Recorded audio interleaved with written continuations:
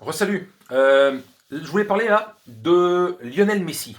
Alors c'est vrai que il y a encore, allez, un mois en arrière, je pensais sincèrement, j'avais, j'avais moi en mon profond intérieur le sentiment que Lionel Messi, le sujet donc de cette vidéo, allait rester au Barça. Parce que voilà, normalement, fin janvier, il y aurait eu la présidentielle pour élire le nouveau président. Elle est repoussée à normalement début mars, il me semble, ou courant mars. Que ça allait être réglé, qu'on allait régler les histoires après un été très agité, où il voulait partir, et il n'a pas réussi, sinon il aurait eu de gros problèmes enfin, avec l'institution Barça, et il voulait pas partir comme ça, parce que bah, depuis l'âge de 13 ans, il doit tout au Barça. Et donc, et donc, avec tout ce qui se passe, il a réussi aussi à faire partir Bartomeu, qui était, je veux dire, depuis 2 3 ans, celui qui foutait un petit peu le merdier dans le Barça, un petit peu comme Héros qui, voilà, à Marseille, hein, voilà, le genre de personne où tu te dis, là, ça part n'importe comment, n'importe où, ça part en vrille, etc., etc. Sauf que cette guéguerre mène aujourd'hui, on sentait déjà à l'époque que Bartomeu, on avait appris, avait engagé une société qui permettait quelque part de balancer des infos, notamment négatives, sur certaines personnes du Barça, dont Lionel Messi, pour le discréditer devant les médias, devant la presse, devant les gens, les socios, pour qu'ils se disent finalement, vous voyez, c'est pas si un brave gars que ça, il est là, il fout régulièrement la merde. Voilà, c'était Bartomeu qui avait enclenché la guerre.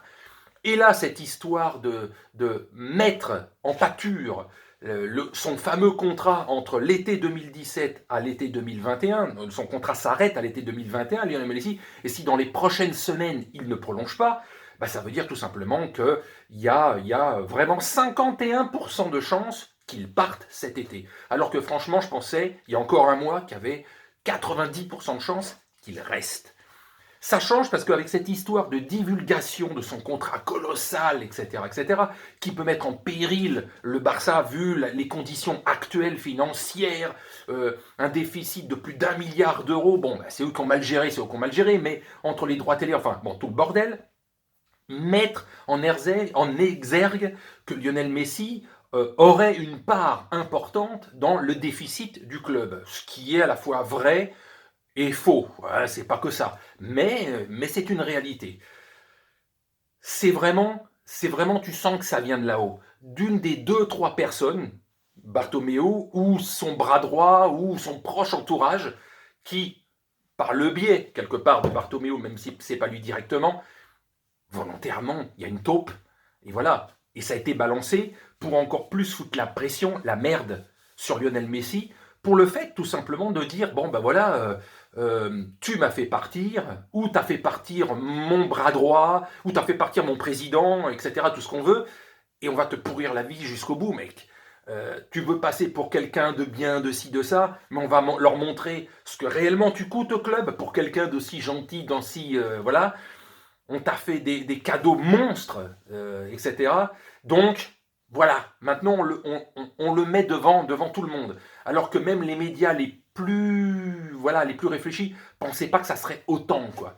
Même s'ils savaient que ça serait beaucoup, mais peut-être aller autour de 50-60 millions par an, mais pas 555 sur 4 ans, quoi. Donc, évidemment, ça peut faire réfléchir, et ce contexte de fait que le Barça est dans quand même une grosse merde financière. Ils doivent rembourser plus de 400 millions avant la fin de l'année. Il faut virer des joueurs, il faut dégager des gros salaires. Et donc, entre cette tension depuis l'été dernier, etc., je pense qu'il y a une vraie possibilité que Messi se barre. Et comme il n'y a qu'un ou deux clubs capables de pouvoir le prendre, à part PSG et Manchester City, il n'y a pas d'autre possibilité. Il n'y a pas. En Europe, je parle. Après, s'il veut retourner en étant payé 5 fois moins, il retourne en Argentine, ou pour être vraiment bien payé, partir aux États-Unis. Mais en Europe, à part City et le PSG, il n'y a pas d'autre club. Donc, il y a une vraie possibilité qu'il se barre, parce que la tension commence à être, et d'ailleurs, Messi attaque en justice parce qu'il devine à peu près les 2-3 personnes qui pourraient être l'une de ces taupes à avoir balancé cette énième info pour le discréditer. Donc voilà, pour dire que le feuilleton est relancé, mais vraiment, vraiment, je pense que toutes ces infos font qu'à un moment donné, voilà, c'est pas Lionel Messi à 27-28 ans, c'est à 33 ans, et il y a une vraie possibilité qu'il puisse se barrer. Alors, est-ce que Paris tient la corde? Est-ce que Mbappé va partir?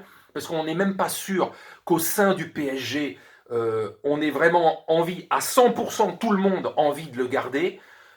Et je ne suis pas certain non plus qu'une très très grande majorité des supporters soit contre le fait qu'il se barre.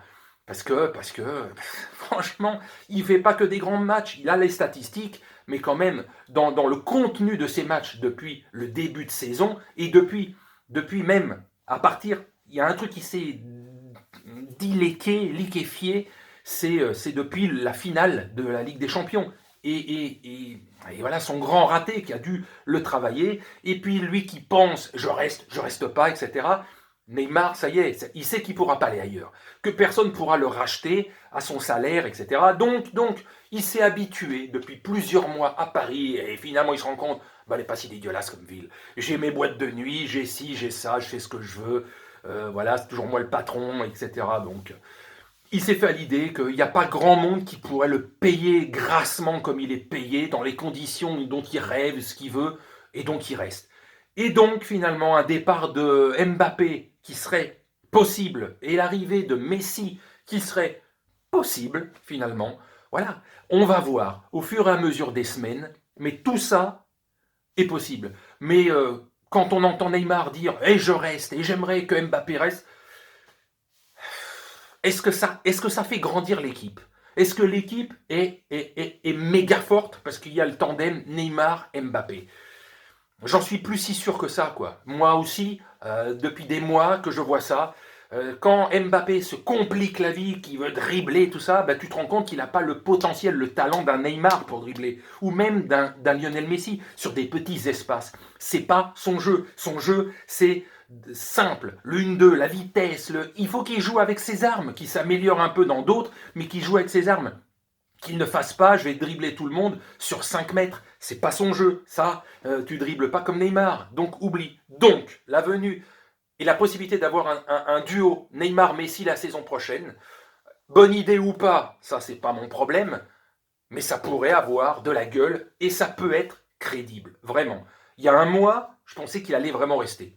Je suis moins sûr. Avec toutes les histoires qu'il a là-bas, au Barça, tu te dis que retrouver ce tandem à Paris, c'est vraiment pas impossible. Finalement, c'est vraiment pas impossible. Mais je ne crois pas que les 3 mégastars resteront. Il y en a une qui va être sacrifiée, et on sait bien tous laquelle. Sacrifiée, est-ce qu'on lui a envie de rester? J'en suis plus sûr tellement non plus, quoi.